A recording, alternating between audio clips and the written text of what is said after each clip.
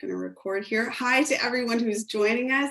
This is the very first of our DLH writers panel for 2021. We had just a little technical difficulty, but we've got all of our panelists here today. We are going to focus on living donation today. And the reason is not just because the whole world is focusing on living donation, it seems, in the donation community and things, but Hollywood is really loving the living kidney donation storyline. They're telling a lot of these stories. So what I've done is gotten together some of our DLH experts. We have Judge Derek Mosley, who is a kidney recipient himself. We have Judge Joanne Eyring, who is a living kidney donor. And we have Dr. McDonald, who is a kidney transplant surgeon. So we are going to dig into, what I wanted to do was actually tackle this through Hollywood, through the lens of the entertainment industry, and look at three of the most recent kidney donation storylines that have been on television, and look at the conflicts that they decided to pursue, because great storytelling really revolves around a conflict. And so what we tend to see is Hollywood kind of grasping at these conflicts, which perpetuate fears and myths. We're calling them Hollywood myths.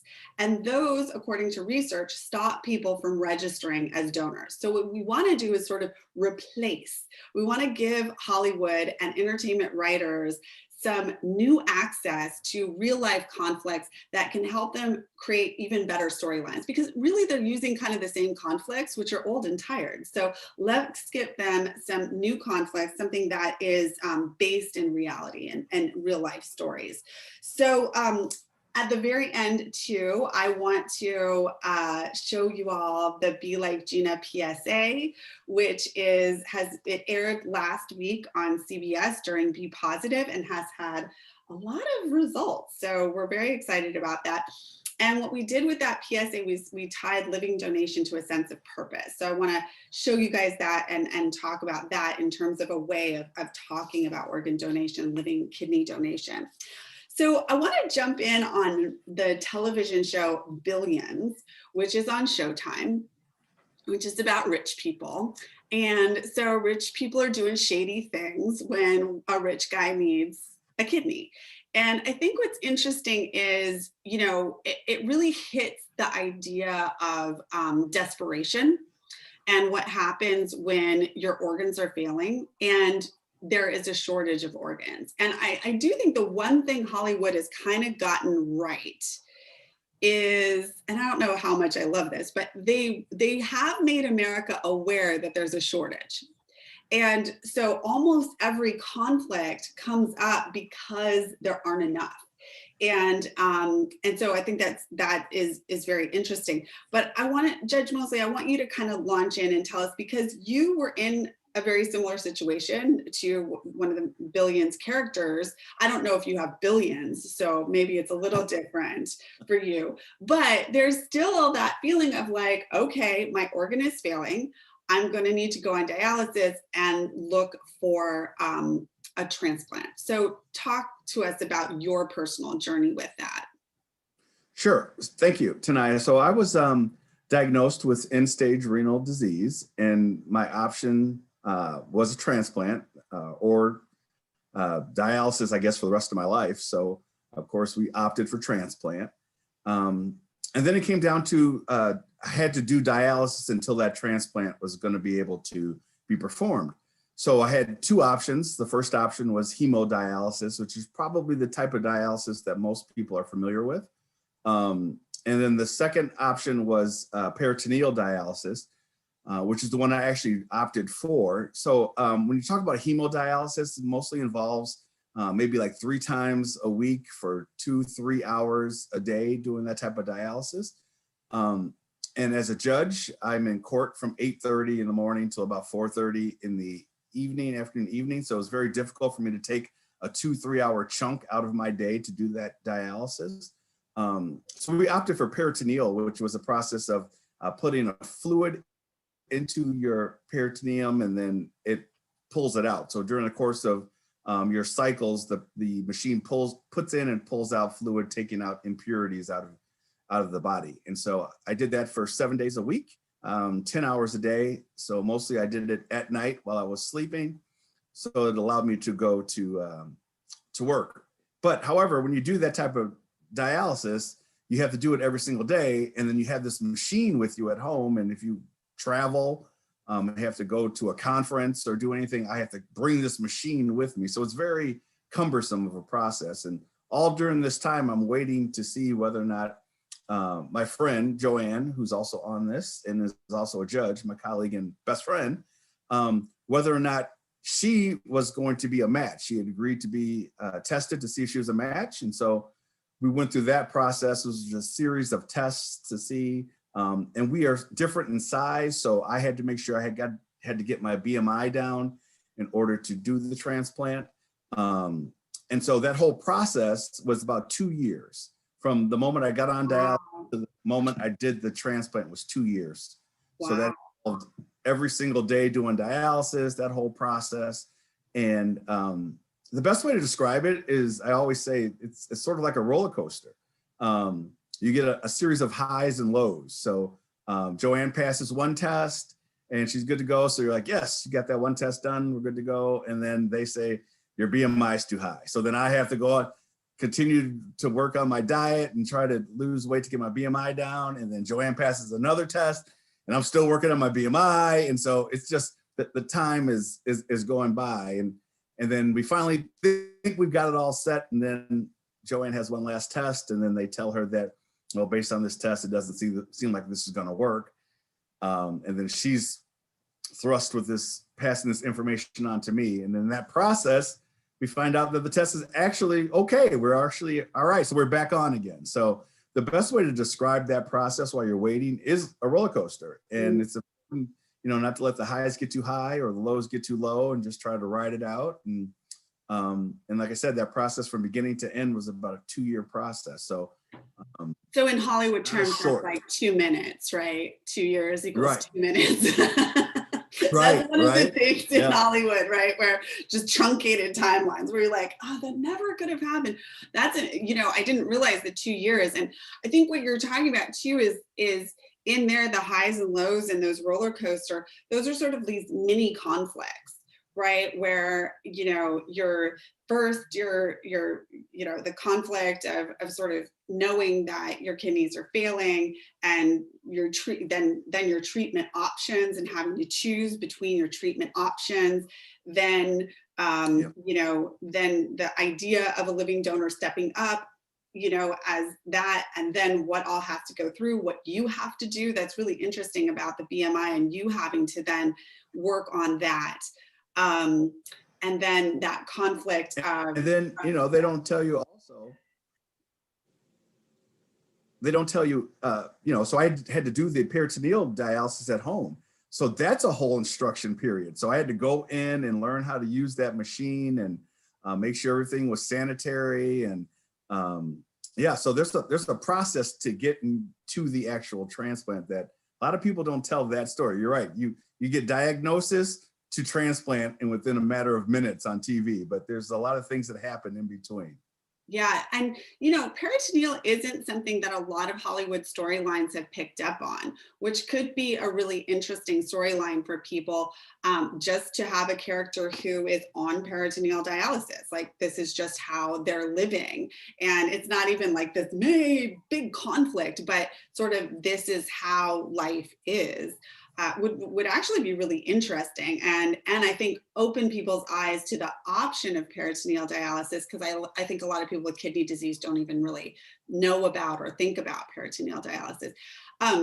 Dr. Eyring, Judge Eyring, I want to, everyone's got good, like solid, precursors to their names, doctors and judges here, that your parents are all very proud, I bet, because this is what everyone wanted for you.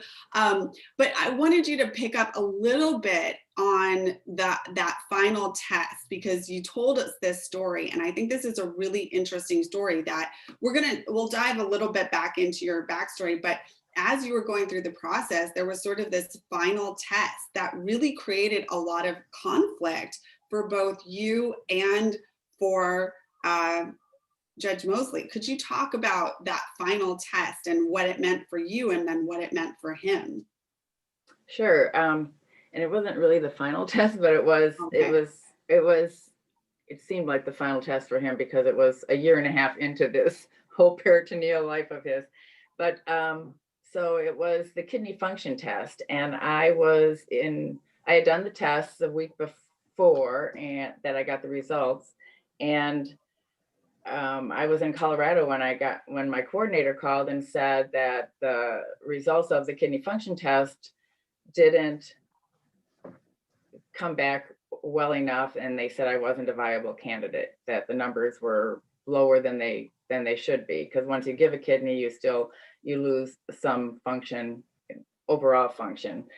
And so I'm in Colorado and I need to tell Derek, but it's not something you tell over the phone, and he's already in a place that every day is one step forward, two steps back, and he's such an upbeat person, and so and a lot of people still don't know about this. It's just family and very close friends, and so his emotions are often taken out on myself, or I'm sure his wife, and because he's trying to keep normal with everyone else. So I'm trying to make it the best. And now at this point, we're thinking I'm the match, and I'm told I'm not a viable match.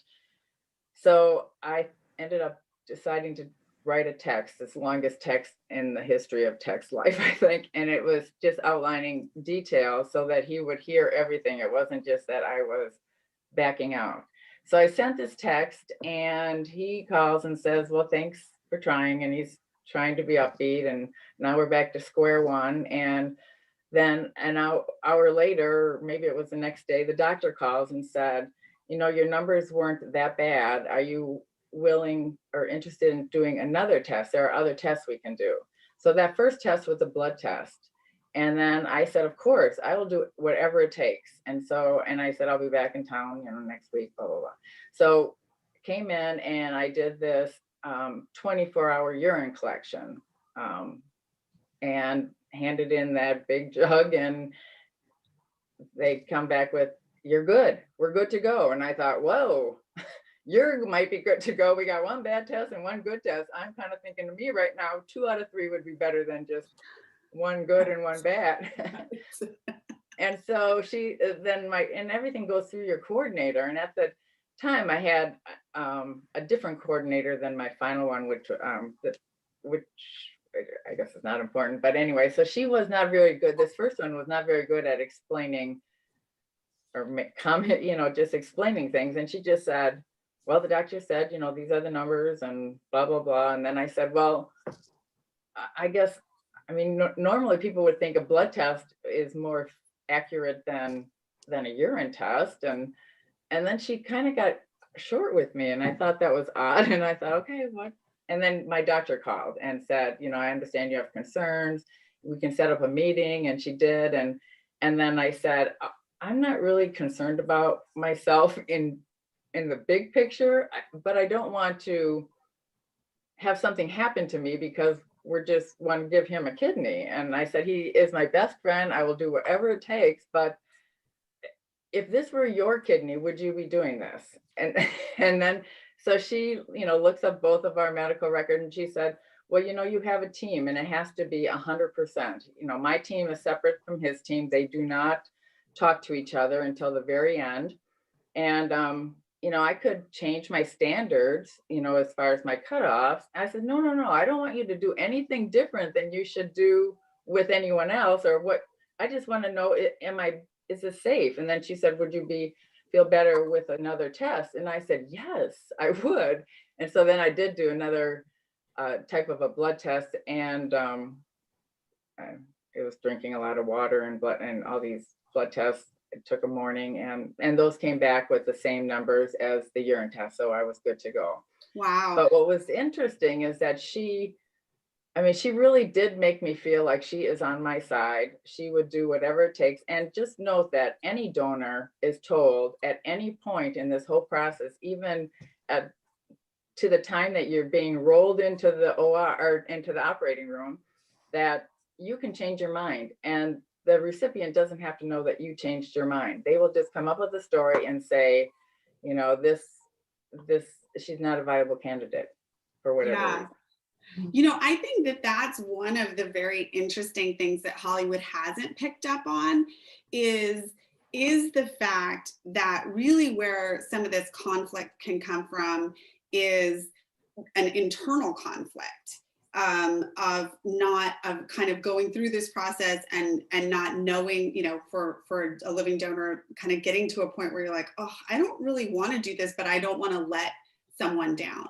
I don't want to let my mom or dad or uncle or, you know, best friend, I don't want to let them down, because I mean, what I'm hearing in your story as well, and with the long text and things like that, is, you know, there's so much investment in the process. So mentally, you're both at this kind of roller coaster thing, and to be told then this isn't it. I think that too is a really interesting dynamic and conflict, and almost where you could jump into a story where, you know, where people think that everything is going fine, and then, you know, they're getting that test that sort of starts to unravel the process. But I think also, you know, that pushing that you did as a patient, right? So that next test and that next test to make yourself feel confident. And obviously your best friend doesn't want you to not feel confident in doing this donation. I want to jump into the Good Doctor, because a lot of what you're talking about kind of comes out in this Good Doctor episode, which was called Decrypt, which was aired on February 22nd, so kind of recently. And I yelled at the screen several times on this one. I don't know if you guys do that, yell at the screen when you watch these TV shows. But the first one I yelled at the screen about was that the young woman who needs a kidney, and the doctor says you're going to need a kidney transplant, we'll get you, you know, worked up for the list. And she says, doctor, that means that someone has to die for me. And I was like, no. You know, but I do hear that from transplant recipients. And I think it's really important. Like, I would have loved for that character of the doctor to turn to her and say, no, you know, someone passed away. It was very tragic and very sudden, which it always is with deceased donation. And the yes is what is going to give you life. So if you're going to pray for a family, you're not praying for death, you're praying for solace, for guidance, you're praying for a yes, you're not praying for a death. And I really would love to see that scene. To me, like, that would be the end all scene. But there is that element of kind of guilt and responsibility that is embedded in a character who is a transplant recipient. And Judge Mosley, I'm wondering, I know that's true with deceased donation, because I know a lot of transplant recipients who've received with a deceased donor. Do you feel like there's a truth to that in being the recipient from a living donor, that you feel responsible to live a great life, kind of? Almost definitely. Because, you know, your donor is present and you see them every day. In my case, I see Joanne every day. And so I want to make sure she knows that I'm taking this kidney seriously. I'm treating it the best I can. And fortunately, Joanne's good at keeping on me too about, should you really be eating that? I don't know if you should be eating that. And, you know, that might have too much salt. Just yesterday with corned beef, I don't know if you should be eating that corned beef. And so anyway, but yeah, you have that because you feel like I know Joanne will never make me feel this way, but I feel like I owe it to her to show I'm going to live my best life with this organ. I think that's really a very authentic take for a transplant recipient. You know, I do feel like with billions and others, they get into this mentality of desperation, right? Like they're desperate to stay alive, versus this feeling of, real gratitude and responsibility. I don't know that there's been really a character developed where I really see the level of both gratitude and commitment to living well post-transplant that I see in personally with like every single transplant recipient I know. The second issue that I saw on the Good Doctor episode was one of coercion. And I think that is a very common conflict. It comes up in a lot of different ways, but this idea of coercing somebody into the donation. And in this particular case, convoluted story short, the medical team themselves lied to the altruistic donor about the kind of person that she was going to be donating to, was a recently released felon, and they made up kind of this very, this compelling story of why the person was in jail. And then when the medical team left the room, they're like, you don't know that, or that wasn't true. And she's like, well, we've got to get these people transplanted. So it was almost like, well, you got to do what you got to do in order to get people transplanted. And I was so appalled by that, because there is such a lack of trust in the medical community, just in general. And there's such a lack of trust when it comes to deceased donation. And now there's sort of this lack of trust around, kind of potentially building about living donation. But coercion does take, there was a theme in Desperate Housewives around coercion. There was an episode of Mom that kind of had this coercion. Joanne, you mentioned this, and I think this is so important because you had a completely separate team. And I know that Hollywood isn't necessarily going to show that, but you had a completely separate team working with you as the living donor than Judge Mosley had for him working up him as a transplant recipient. Could you talk a little bit about that separation, almost separation of church and state there? Sure. So my team, so I'm given a team that has a coordinator, and then you have your nephrologist and your surgeon, and then you have there's a dietitian at the very beginning, kind of talking about, not that you change anything, it was just whether I'm eating well. And then, what was it? And then there is this brief sort of psychological session that they just want to make sure you're doing this for the right reasons and that you're not having any expectations. And how would you feel if this your kidney is rejected? How are you going to feel about that? They want to make sure I'm not going to become suicidal or just be angry about it. And of course I would be very disappointed if I donated the kidney and then it didn't work, but I did my part. I mean, I did what I could. For me, my reason for donating was, first off, Derek is a very good friend. He has 2 young daughters that need a dad. And I just thought anybody would do this. It's like if you everybody knows somebody who has cancer and you feel so helpless. There's nothing you can do. You can bake a cake, I can't really bake a cake, but I mean, there's nothing you can do to really make a difference.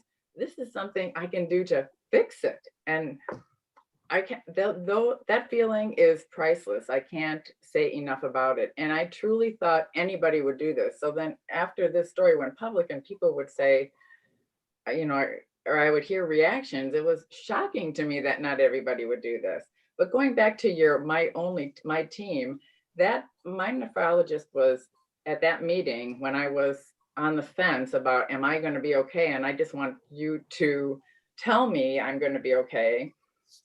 I believed her. I mean, she truly, actually, I think that she would have been more than fine if I would have backed out, because it was just something. I mean, she cared so much, or as far as that I was going to make the right decision. So I did believe that this team was and the right decision for you, right? Right, correct. Not for her or not for anybody else, but for myself. And I feel, and I clearly did. I was, always hoping to go forward, but I didn't want to put myself in jeopardy either. No one should. And they just made me feel like they were my team. They're all about me, which is their job. And I believe that they were. And Dr. McDonald, why don't you, because you work on this every single day, these two teams, I think you've even been on both sides and worked with both the recipients as well as living donors. And, you had said something that is interesting, because this is a surgery, a living donor surgery is one of the only surgeries that physicians will perform that has no benefit to the patient. No, absolutely. And that's something I underscore when I see every donor. Thank you for having me, by the way. And to your point, the transplant surgeons, it's sometimes a position for us because we are a part of both teams. We're part of the donor team as well as part of the recipient team. Most transplant surgeons, or a lot, will perform both of the surgeries. I do. I lead our living donor team, but I also do 50% of our deceased donor transplants. And that's how it is at a lot of centers. And so I do get to see both sides, and I have to be very mindful not to cross boundaries. And when I'm seeing a donor, to fully advocate for what is best for the donor, and keep that separate from the decision to transplant the recipient, despite the fact I want them to get transplanted. But you're absolutely right. And when I consult with donors or evaluate them, and we go through our informed consent process, I tell them, this is the only surgery that's legal in a sense, where we know in advance we're only going to physically hurt you. And I say physically because there's obviously an altruistic benefit to donation. And we know that living donors who are healthy without any significant red flags for future kidney disease can live a normal lifespan. And that's the importance, normal lifespan. We don't want to decrease the number of life years that a donor is going to live by donating, because if so, then we shouldn't allow it. But if we can't prove that that's the case, and so far the data shows us that that's not the case, we're not decreasing lifespan years, then a donor can live a normal lifespan. And so, we're going to leave the donor with pain, surgical risks, scars, the stress of the surgery, and for no physical benefit, only that altruistic benefit. And so I really stress that, not to scare folks, but just so they feel that they're being properly informed about the risks and about their decision. Joanne, what I gathered from your story, which I find fascinating, is that there was some doubt introduced to you by the medical team when they initially ruled you out. So you're cruising along, the evaluation's going fine, and then one of your tests came back abnormal. And instead of ordering that other test right then, they told you, hey, this looks abnormal. You're no longer a candidate. So you were temporarily ruled out. And then you were recontacted and the process was continued. And, medical teams, we do the best that we can. And sometimes these things happen. And in hindsight, maybe just ordering that repeat test right then, so that doubt didn't get introduced to you. So then you thought, maybe for the first time throughout this process, man, this may not be safe for me. And that's percolating. And they're like, well, let's order some extra tests. And you're like, but wait, it may not be safe. And, the team did the absolute best they can, and you end up having a great outcome. And I hope a long-term you have a great outcome. But I don't know if it makes sense. What I'm saying is that maybe that doubt was introduced to you, and accurately so. They have to give you the results of your testing, especially if something's abnormal. But you were sort of told, hey, it's not safe, you're ruled out. And then it was brought back to you, okay, well, let's look at, so I could see why that became a struggle for you. And so I commend you that you hung in there. And it's a really good conflict. Like that is, I can even see this on one of the medical shows, right? Where that happens. And maybe you even have another doctor, another character, like, why would you tell her that? Like, why would you introduce that doubt? Just order the other test, Well, and there could be a conversation, even on the medical team of whether to relay, how much information to relay to the patient. Do you just order the second test? You know, those kinds of things. So that little microcosm of what happened is a lot of conflict, because you want, you know, if I'm watching you guys in this story, like, I want this to happen. I'm cheering for this to occur, right? Like, this is amazing. And then it's like, what? So, so stopping the ball in the tracks. Anyway, I just can see it written on a TV show. Go ahead, Dr. McDonald. The other thing I was going to say is what I hear you describing is just what I tell donors is the unknown variable. So there's a large unknown variable with every kidney donor. And depending on your age and your medical history, that unknown risk is greater or lower. But, you know, for example, for a 21-year-old, they have their whole life to live. Sure, they don't have any signs of kidney disease right now, but I don't know what's going to happen over the next 80 years, 50, 60 years. But even if the donor's 40, 50, 60, there's still a significant unknown variable that despite modern technology, modern medicine, all the testing that we can do, I still can't guarantee that nothing is going to happen. I can't guarantee you're not going to develop some sort of autoimmune disease or get in a car accident and your solitary kidney be injured, et cetera. So the donor and the physician have to agree together that they're willing to accept whatever degree of unknown risk that there is and feel good about that to move forward. And it sounds like that nephrologist walked that line with you very well and was like, hey, I'm presenting this all to you. I can't guarantee you that you're going to be okay. These are what the tests show, and you need to feel good. And if you're game, then let's move forward. And that's how it should be, because no physician has a crystal ball. Nobody knows exactly what's going to happen. Just, despite, how smart somebody is, there's just a degree of unknown here that's risky, and you're asking somebody to take a big chance, a leap, for another human being, which is what is so cool about living donation and living donors, and why I think all donors are a hero. You're crossing that, you're taking a leap across the unknown, divide there for another man. There was a couple of television shows where you have somebody who wants to be the donor, and then it's like the mom who's like, no, you're going to die if you do this, sort of thing. And I always kind of want the medical person in the room to be like, okay, settle down. I mean, what we do know is that there's always that risk of unknown. And we also know that you guys do so much testing with living donors because of this, that these are folks who, from all probability and all existing testing, are really pretty healthy people. And they get a lot, somebody said kind of this multi-million-dollar workup.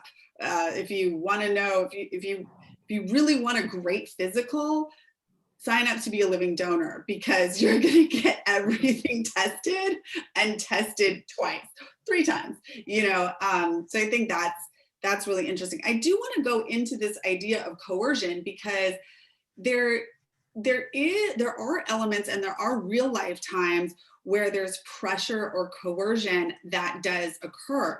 And I'm kind of thinking that on the real life side of things, a lot of this is internal from a living donor who it may be like their mother, for instance, that needs a kidney.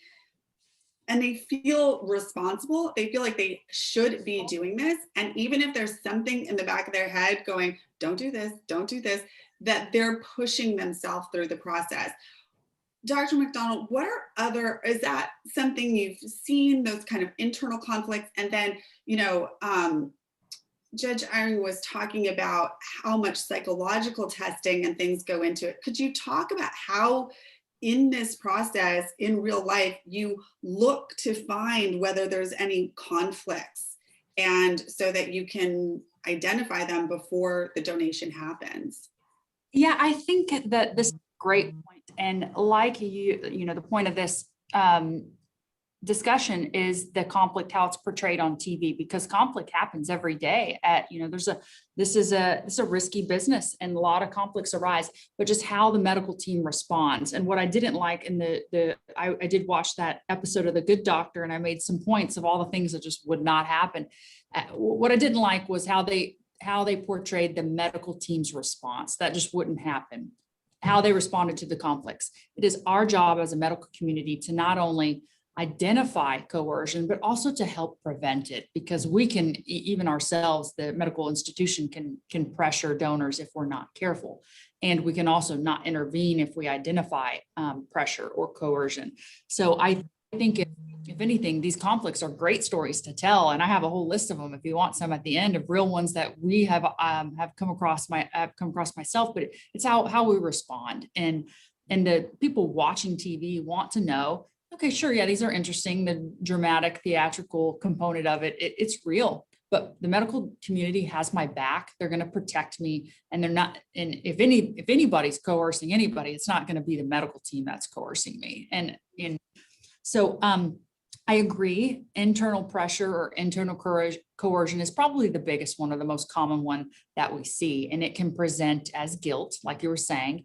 You know, I'm her only son. It has to be me. So just that caregiver guilt, or it can present as confusion or misunderstanding, if you will. Something like, well, he's going to die if I don't do this. No, that's not true. There's dialysis and there's a deceased donor transplant waiting list. So I try to make it very clear. If you do not do this, he is not going to die. They will wait on the deceased donor transplant waiting list until they get another donor. So trying to intervene there and clear up the misunderstanding, so to alleviate some of that internal pressure or coercion. And also direct pressure from the family. That's relatively common. Some of that is sort of understandable. If you have multiple siblings and one needs a kidney, or there are adult children and one of the parent needs a kidney, of course, there is going to be a normal or healthy degree of pressure amongst the family, like, hey, should one of us step up? And they have to sort that out themselves. I mean, we can't step in too far, except if it becomes a little bit pathological, where we identify that the person is actually resisting this, doesn't want to do this. Then it's our job to give them a medical out, which is what you were saying. And so throughout the process, the entire process, they're told by several different members on our team that at any point you do not want to do this, that's okay. We don't even really need to know why. We'll provide you a letter stating that you are medically unfit to donate.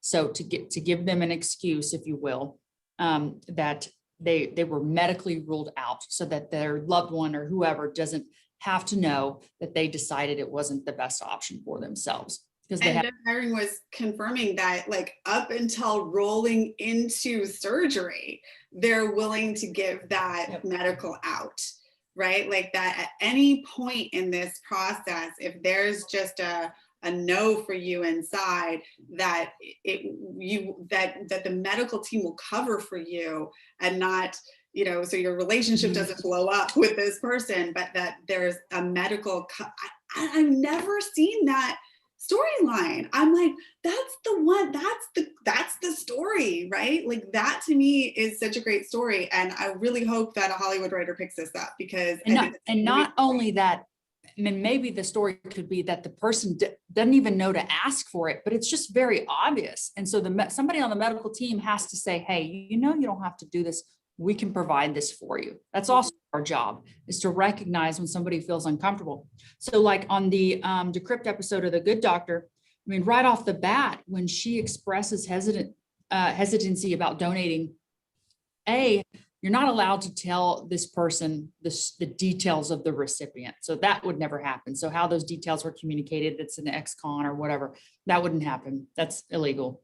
And then she expresses hesitancy. I don't know if I want to donate to this type of person. That should end right there. You do, absolutely, we understand. But they took it a step further. It was not only did they not give her an out then, but they lied to her to coerce her into continuing with the donation. So there were just multiple areas where it was just sort of an unrealistic response from the medical community, which I think is what's driving this entire sort of movement, is to try to represent transplantation in the light that it really is, whereas the medical community, supports life, supports patients, and respects, all of the above. I even think it would have been a better story, that they had to just stop the whole thing. I mean, Yep. you would feel bad ultimately for the people then not getting the transplant, but in reality, that's the reality. And I think it could kind of leave viewers even with a feeling like, ooh, wow, well, if they had just lied, this people could have gotten transplanted today, but they weren't willing, to do that. One of the other, there's power differentials too that, well, actually, let me go into, because the big one, and this is The Resident on Fox, had Hollywood really wants us to believe there's a black market for organs. They really, it's funny because almost everyone does believe this. If you walk out onto the street and did a poll and you said, hey, do you think you can buy and sell organs in the United States? I would guess that most people would say yes, because it's just presented to us as like, this is what's so. We know there's a shortage. And if there was a shortage of sugar, there would be a black market for sugar, right? Like that's just how things work. So if there's a shortage of organs, why wouldn't there be a shortage? Or why wouldn't there be a black market for these organs? In the past, a lot of these storylines were sort of like this weird chop shop in the back where they're like stealing people and kidnapping them and taking their kidneys out and they're waking up without a kidney, that kind of thing. And now it's sort of turned. I think The Resident was one of those where we saw an actual person who was an organ broker. We had a name and a face and identity and like, a wad of cash slipped over to him. And he was going to get a living donor for this person. And so it was actually a waitress. He was like, that's her right there. She's waiting on us in this restaurant. So how do the medical teams identify whether or not there is not just coercion, but potential payment occurring between a donor and recipient? That's a great question. And to start, just to make it clear to everybody that it's illegal to exchange any organ in the United States for any monetary value. That's a law. If you're caught doing that, you pay a large fine and possibly be imprisoned. So that's a law set by the United States government, which is great. Can't speak for other countries because, some things we hear and see videos from other countries where stuff similar to what you're describing happens. And that may be the case. I don't have the details, but in the United States, it's very hard for me to believe that this black market does exist, even for the rich and wealthy. However, we're human beings and we all like to cheat and slide here or there when we can. And can you game the system a little bit? Sure you can. And we get hunches of that and we do our best to try to identify if that's really what's happening. We do our best, but you can't always prove these types of things. But to your question, the red flags for pressure, coercion, power differential, like you're saying.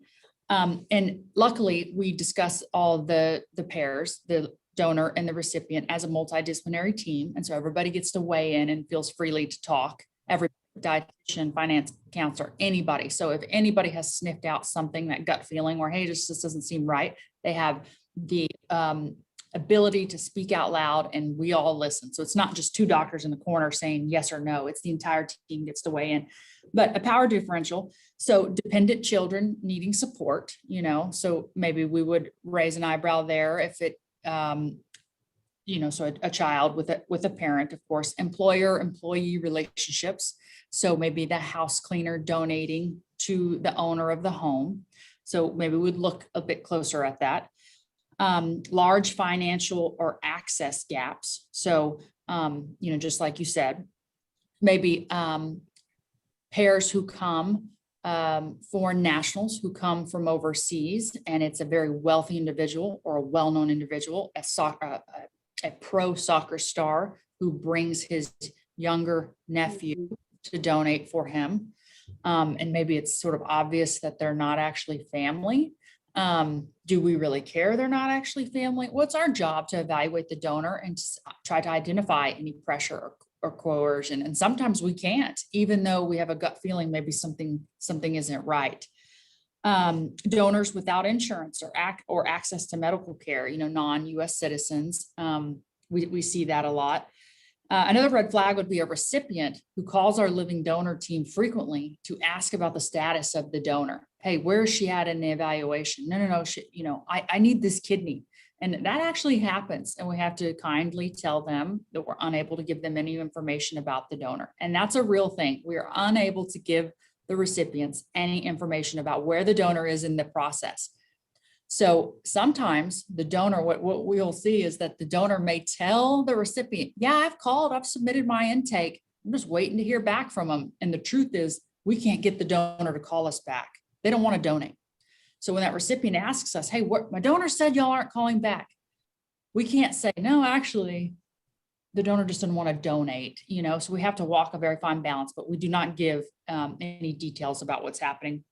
And gut feeling, sometimes it's just a gut feeling or a suspicion that the pair actually doesn't have an emotional connection. So like I was saying, there are these nieces and nephews that come forward when they don't look like they're related, or there's just some suspicion that, maybe this person is being portrayed in a way and there's some sort of financial, or there's some sort of secondary gain somewhere, whether it be support or money or care or something like that. So all of these types of things should and do cause us to have concern, where we will look further into it. And that's what we're required to do. I mean, we can't prove a lot of this stuff. But luckily, like Joanne said, there's a psychological team. We have an independent living donor advocate. So it's a independent licensed psychologist or social worker or somebody who's been trained to be an advocate purely for the donor and is completely separate from the decision to transplant the recipient. And their whole role is to sort of handhold the donor through the process and make sure that they feel well informed and safe and feel safe throughout the process. And so if we think there's a red flag for coercion or pressure, we'll get our ILDA, that's what we call them, involved and say, look into this a little more. And that's what they're trained to do. Social workers and psychologists are trained to sort of kind of walk this and delve deeper. And something you can get people to crack, hey, yeah, I actually don't feel comfortable doing this. Somebody will break down and, and I just don't know what to do. And then we help them figure out what to do. Wow, that's a great scene right there, right? Where the person is, because I would love to see, there's just so much of this like, oh yeah, you can totally pay people. Judge Mosley, I'm sure, if it was that easy, right? Like more recipients would turn to this. I don't know that you've ever had, you must know other recipients that, where this isn't a real life option. Right. I've never heard of it before. No one ever approached me and said, we can get you this kidney. No, so I'm not aware of it as a judge either. So yeah, it's pretty much seems to be make-believe. Honestly, if you think about it, and even well-known people, so think about celebrities who need kidneys. They have such big social circles. You think they can't find somebody willing to donate to them? That's ridiculous. They don't need to buy a kidney. People with money have good social connections. That's why they get organs offered. So, so I tell people, don't ask for kidneys. That's really not appropriate and kind of awkward, but tell your story. Tell your story to everybody you know, church, loved ones, friends, social media, everybody because there is somebody who's willing to help you out there. You just have to get that story out there. And these people who have means, whether it be monetary or entertainment means or whatever, just have bigger social nets to cast. And so I don't see how you have to go to the trouble of doing something illegal behind the scenes and pay, when all you have to do is, anybody with money or who has a big social network, just post your story on your Twitter page. And the next thing you know, you're going to have people who are willing to help. Well, and I think, Judge Irene, like for you, I want to just go back, and we're almost out of time. This went so quickly. I'm so excited.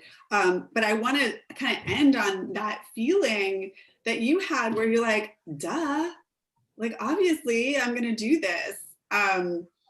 Not everyone has that feeling. There is apparently some research that shows that people who have larger amygdalas, like there are certain people in the world who have that, sure, yeah, you should have my organ. And that's one of the things in Be Positive, the character Gina is like, yeah, take my organ, take it. So could you just talk a little bit about that feeling, that emotion, like when you found out that your friend needed a kidney, what came up for you? Well, when he first learned about it, it was pretty devastating for and actually both our families. But uh, and neither of us knew anything about transplantation. Um, although we knew it was a thing, we knew nothing about details.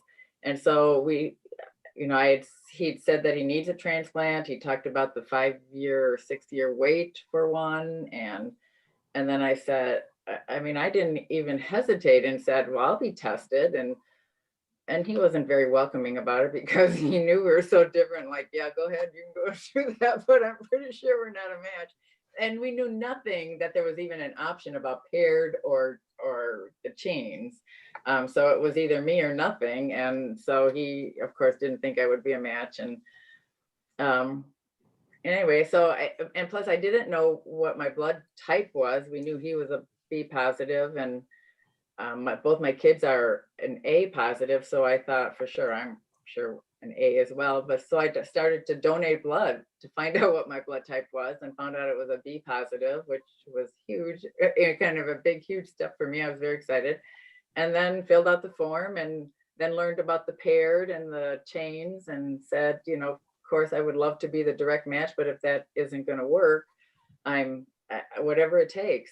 I did say, don't be fooled by my size. This is always a standing joke with me and my team, is don't be fooled by my size. I have big feet and big bones. I'm pretty sure I have big organs too. And sure enough, big as ever. That is hilarious. But yes, I did. I mean, I really thought anybody would do this. I just thought it's just something you do for your friend. It's the right thing to do. It's the thing. And it was such a gift for me, the feeling of being able to be the one to make the difference. Again, I have no words for that. There's nothing better in life than that feeling. Well, there isn't anything better in life than that feeling, which we kind of know with this Be Positive campaign, this Be Like Gina campaign. So this is the PSA.